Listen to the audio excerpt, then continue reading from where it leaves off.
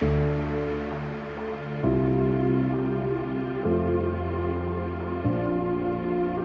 guys, it's my 4th or 5th attempt of this. I'm going to try with a hat on. Maybe that's going to be my luck charm, so this video would not fail one more time. So, guys, this is 5 or 6 days after we lost Charlie Kirk at University of Utah, shot by a 22-year-old. Tyler Robinson, who has a trans partner, and he thought that he needed to take out Charlie because he is spreading hate. And yeah, I mean, as crazy as that sounds, the kid thought that he had the opportunity to fix the hate issue in America. And you know, this whole thing about spreading hate, uttering things that are full of hate, and the belief that having free speech does not mean that you should be able to say hateful things. First of all, that is complete nonsense and bullshit. Just for starters, I just want to get that out of the way. Complete nonsense and bullshit. You are able to say whatever the heck you want as long as it is something that is legal, which we know it is because it's part of free speech, First Amendment, that we all have as American citizens. And secondly, what he said was not hateful at all. What he said was purely based on his belief system. Now, I'm not a religious person. I do not agree with him on a lot of things. But I have the education, the compassion, the empathy, the brain, consciousness, mindfulness, thoughtfulness, and emotions to really understand that, okay, that is his point of view. And what I can tell you as someone that, when I went to college, I took debate classes, public speaking classes, and a lot of my opinions have evolved over time. I was completely against religions for a long time. I'm not religious, but I can see the value of religions in a society much better now than I ever did in my life. And it's mostly because I have been able to engage in conversations with people that have had complete opposite viewpoint to mine. And that is the point I really, really want to make in this video. There's a very serious problem in our country, possibly globally, definitely in the West, where we feel that if we have a point of view and we truly, strongly believe in it, it must be right, and it must be the only point of view there should be. And this disease, especially because in the last 20 years, the Western world has only become more liberal than conservative, is a disease that is much deep-rooted at this time in history amongst liberals.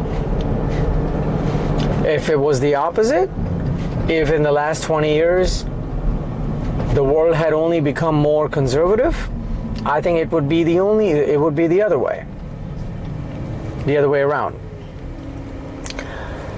So having said that, right now we are dealing with liberals slowly, possibly losing their grip on power, and this is a reaction that we're getting because what has happened is everything was going their way, every single thing, until Obama messed with Trump at that correspondence meeting.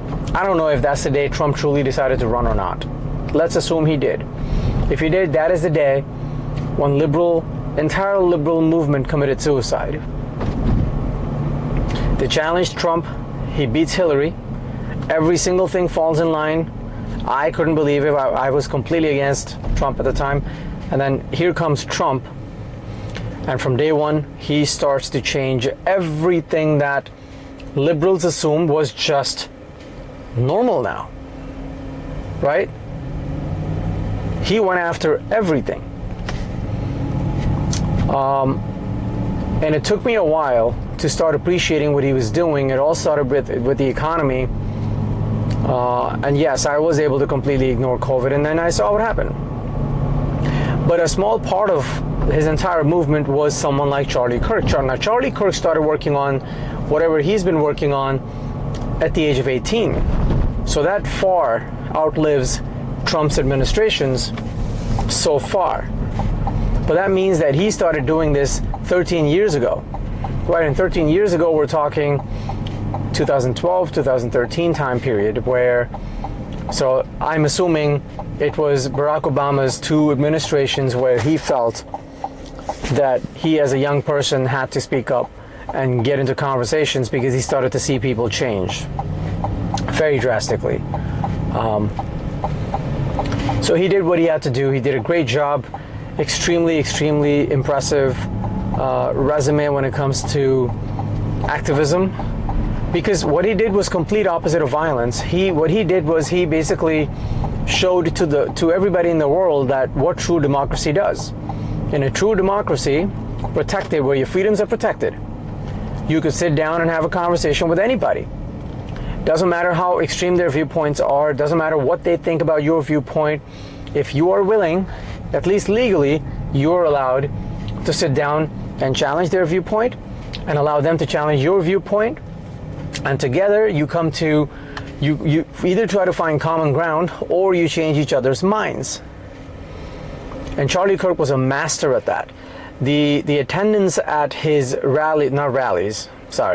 was not a politician. The attendance at his debates only grew over time.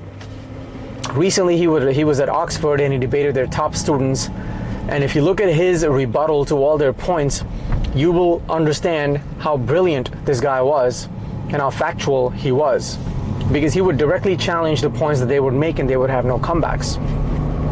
And then he would start, his statements and his speech, and he would then allow other people to question that. Very fair, very open, very smart, and also a very good husband, a great father, a good Christian man that cared about his country and wanted his country's kids and youth to not practice liberal values that are leaving them depressed, that are leaving them with a lot of sadness, loneliness, and he wanted to help them show a better way. And his way of fixing that was to basically appeal to the conservative side of all of our personalities and our conservative values. If you're a Christian, he would appeal to your Christian side. If you're Muslim, he would speak to the morals, basic morals of life.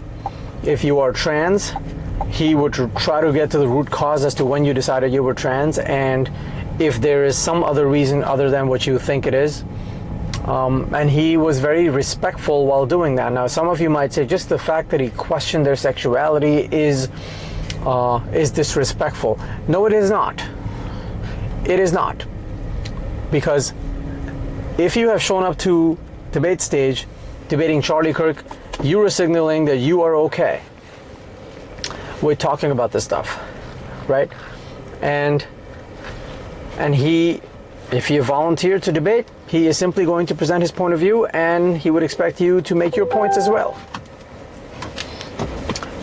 And that's what he did.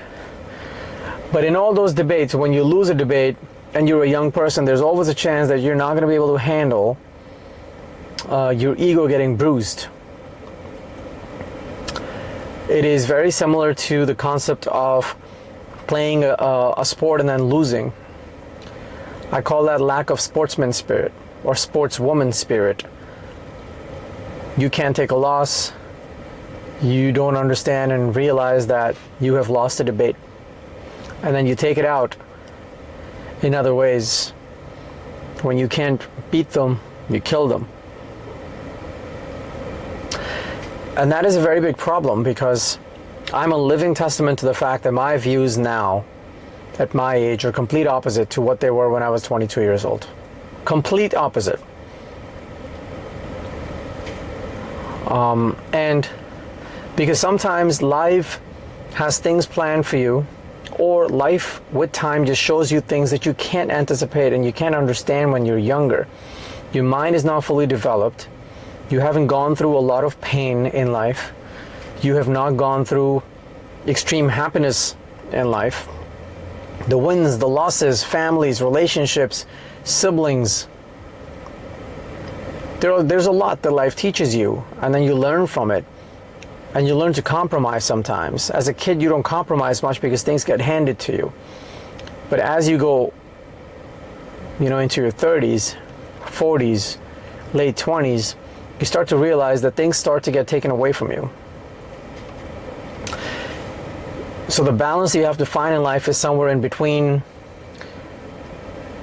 thinking that you deserve amazing things in life and that you need to earn everything you think you deserve in life. There's a balance that you have to find in between those two things, and I think that is called wisdom, understanding that balance. And your sweet spot might be different from mine, but generally speaking, the sweet spot would be around the same for most people if they come from a similar kind of society. Some people also call that the Overton window, where the extreme left or the most left and most right beliefs are still sort of agreed upon by both sides. Everything to the more extreme to left of that or to right of that would be considered the positions that a lot of people would not agree on, and then they become controversial, for example, abortion and things like that. But right now what I'm noticing is the Overton window is becoming narrower and narrower than ever. And what that means is that we have a lot more to debate on than to agree upon, or at least that's the impression we get, generally speaking. But I can't help but feel that somewhere along the line, around 2016, something happened to liberals in America. If you look at a Republican politician of today, a Republican politician of today is more conservative than Barack Obama of 2008. That would tell me that liberals in general should be extremely happy. That even though we have lost, but everybody is still more liberal than they ever were. But that clearly is not enough for them, right? They want to be even more liberal. And that is where they have lost the plot. And you add to the mix Trump winning election against their wildest imagination, chaos. It has created absolute monsters that thought that the whole world should bow down to the way they want to think. There should be no checks and balances on anything that they want to do, regardless of how crazy it sounds to anybody. And now all of a sudden, the checks and balances are back. Adults are back in the room, and they don't really know what to do with that. And they're making martyrs out of people like Charlie. Now look, this is not to say that there are no crazy people on the right. I'm not saying that at all, right? We saw that January 6th was a crazy, crazy day when some of those people were ready to do crazy things. They didn't. That is true. However, it could have gone much, much worse. But now one person there did, and there were hundreds, probably thousands of protesters. Not one of them did what this kid, Tyler Robinson, did by himself, one person. Isn't that something? In case people are keeping track of both sides. But anyway, it's a very sensitive time. Teachers, professors have lost the plot in colleges and university, and I'm referring to 87% of them because they happen to be liberal. I don't think they understand the meaning of being liberal anymore. If anybody disagrees with you, they're not your enemy. If an American wants to sit down and have a conversation with you, they're not your enemy. They're your friend. They want to take out time from their lives, and trust me, everybody is busy. They want to take out time in their life and they want to have a conversation with you. If not with you, with other people that feel like you do. Let them talk. It's going to be okay. Let people talk. Let people come to conclusion. You can't think without risk offending people. You offended your parents a lot of times when you were a kid, right? What do you think that was? That was you trying to learn. That was you trying to push boundaries. That was you trying to learn how to do new things, how to think of things you have not thought of before. But your parents understood that because they were the adults in the room. Now it's your turn. If you're over 18, you are an adult. You can no longer just operate from a place of feelings. You have to think bigger than that. You have to take responsibility for your immediate surroundings. You have to set examples that younger kids now that are 12, 13 years old can look up to when they are your age. You can no longer be selfish.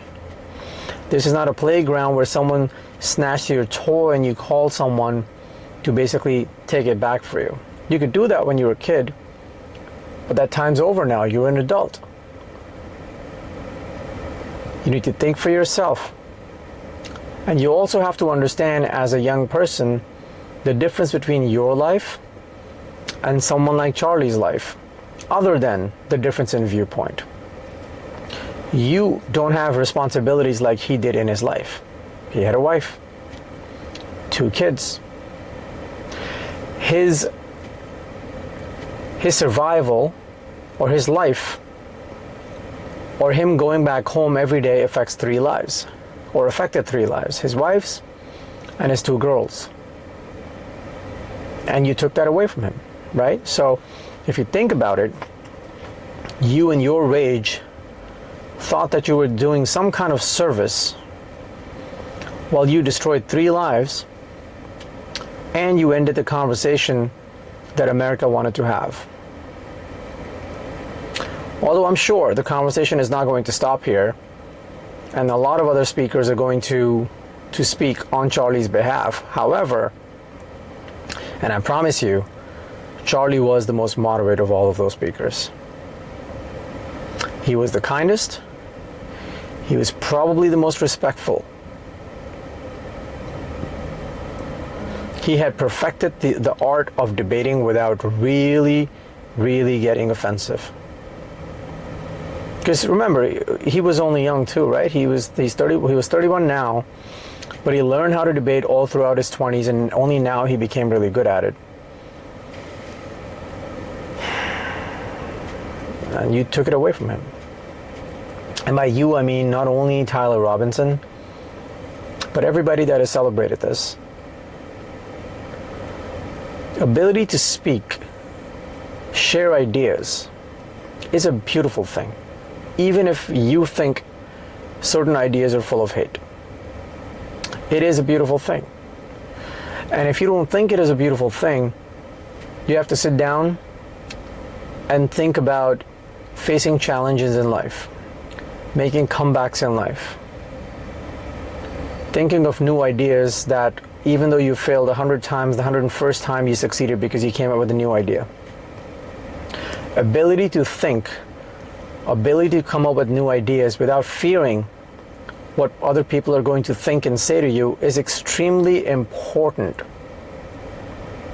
You can judge them, but leave them alone. Don't kill them. Because you're going to end humanity this way. And once humanity ends, there is no end to this violence. It's going to continue. Where do you think this is going to lead to? Right? There's got to be someone you care about. Do you want other people from the other side to come after them? Surely not. Because in your view, they haven't done anything wrong, and then they're very innocent. But so was Charlie, in most of our opinions. But you took him away from us. Why? To quench some kind of thirst that you had, or some kind of void that you feel in your life. If you have void that you feel in your life, then fix it in other ways. Maybe you should have gone, Tyler Robinson, and sat down with Charlie and had a debate.